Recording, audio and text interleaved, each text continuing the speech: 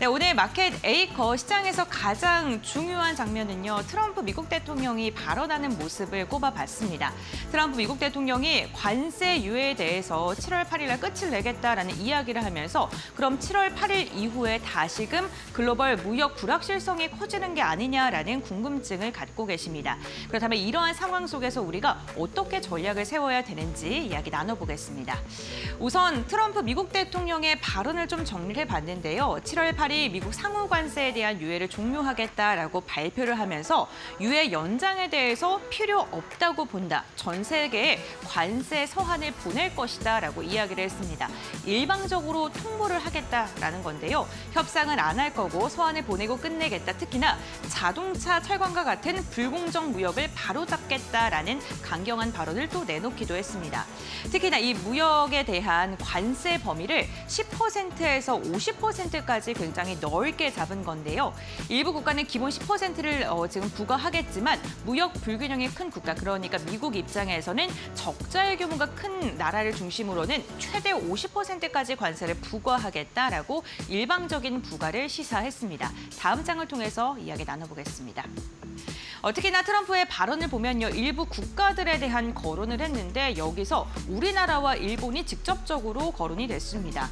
한국과 일본의 자동차 미국보다 낮은 관세를 매길 일은 없다라고 굉장히 강경한 입장을 내놓은 건데요. 특히나 일본에 대해서는 25%의 자동차 관세를 부과할 것이다라고 이야기를 하면서 미국이 일본 차를 많이 사들이는데 일본은 거의 수입하지 않는다. 굉장히 불공정하다라고 이야기를 했습니다. 일본만큼 직접적인 거론은 아니지만 간접적으로 일본과 함께 우리나라도 언급을 했고요. 역시나 낮은 자동차 관세에 대해서 허용하지 않겠다라는 발언을 하기도 했습니다. 이와 함께 중국에 대해서도 좀 강경한 발언을 내놓았는데요. 상호 관세 유예 기간이 넘어가게 된다면 굉장히 큰 관세를 부과할 것이다라고 이야기하면서 다시금 미국과 중국의 관세 전쟁이 격화될 거라는 그런 시그널을 내비치기도 했고요. 시진핑과 좋은 관계이긴 한데 많은 관세를 지불하게 될 것이다라면서 관세에 대해서도 강경한 입장을 표하는 것으로 확인이 됐습니다. 여러 국가들의 발언을 했는데 공통적인 건 아시아 국가들이죠. 미국 입장에서는 적자가 굉장히 크다라고 이야기가 나오고 있는 그런 국가들이고요. 보시는 것처럼 우리나라와 중국, 일본이 주요 타깃이 될 것으로 보입니다. 실제로 미국에서 이렇게 관세에 대한 이야기가 지속적으로 나오면서 우리나라 역시나 수출에 대한 부담감이 커질 수밖에 없는 상황이고요. 수출 심리가 크게 위축된 것으로 지표상으로도 확인이 되고 있습니다. 무역협회에서 발표한 수출기업의 체감 경기를 보면요. 96.3으로 이번 달 집계가 됐습니다. 3분기가 연속으로 기준선 100을 하회하면서 경기가 위축되고 있다. 수출이 굉장히 줄어들고 있다는 게 수치로 확인이 되고 있는 건데요. 조금 더 자세히 확인을 해보면 가전이 52.7로 나타났고요. 자동차가 56으로 확인이 됐습니다. 100을 하회하게 되면 위축이 되는 건데 그것보다 훨씬 더 밑도는 것으로 나타났습니다. 특히나 가전 같은 경우에는 3분기 연속 50대에 머물면서 가장 부진한 것으로 확인됐고요. 자동차 역시나 주요국의 경기 둔화를 좀 직격탄을 맞은 것으로 확인됩니다. 이 두 가지의 산업군을 보게 된다면 미국에서 굉장히 강력한 관세 조치를 부과한 품목이기도 합니다. 반면에 반도체 같은 경우에는 배구 훌쩍 웃도는 147.1로 확인이 됐고 선박 같은 경우에도 135가 넘는 것으로 확인이 되면서 아직도 반도체와 선박에 대해서는 긍정적인 수출 방향성이 전망된다라는 그러한 해석이 많았습니다. 수출국들의 애로 요인을 또 집계를 해봤는데요. 수출국 경기가 부진하다는 것이 5% 차지했습니다. 그 가장 큰 타격이 자동차 산업이 있겠고 수입 규제와 통상 마찰이 12%가량으로 지금 집계가 된 것으로 확인되고 있습니다.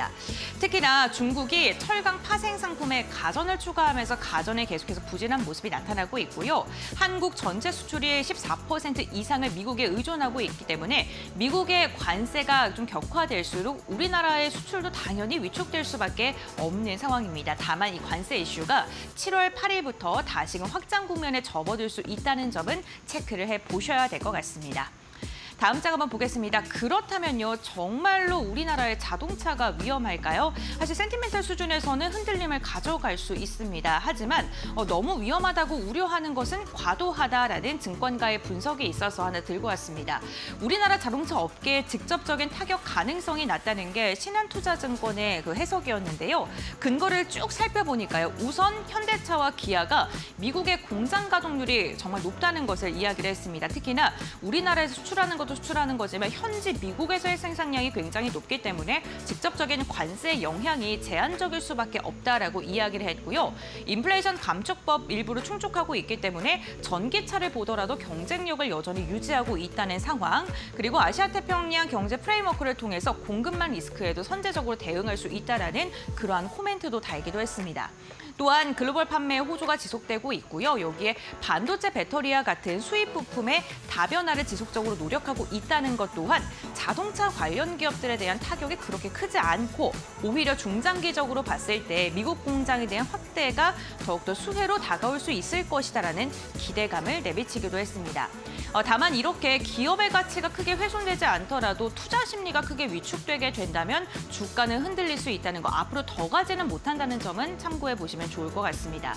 그렇다면 관세 리스크에 방어할 수 있는 우리가 기대를 가져볼 만한, 그로 인해서 주가가 반응하고 있는 섹터는 무엇이 있을까요? 바로 오늘 가장 크게 움직이는 섹터 중에 하나의 전선을 들 수 있을 것 같습니다. 반도체 같고요. 오늘 전력 설비, 전선 관련 기업들 가고 있습니다. 정말 긍정적인 이벤트가 너무나도 많고요. 글로벌 빅테크 기업들의 AI 시대 전력 전쟁에 돌입하면서 전선 관련 기업들의 수혜가 점점 더 커지고 있는 상황입니다.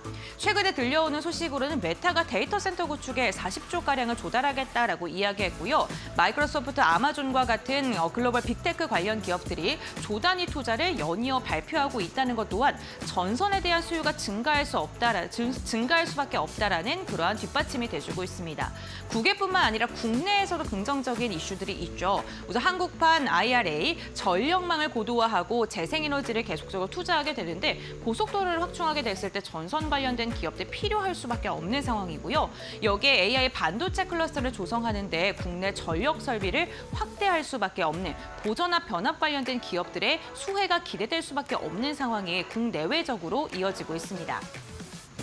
먼저 전기차, AI 서버, 반도체, 글로벌 시장에서 주목하고 있는 미래의 산업군들입니다. 그런데 이러한 산업군들이 커지게 됐을 때 무조건적으로 필요한 게 전력 인프라를 얼마큼 잘 구축하느냐, 확보하느냐인 것 같은데요.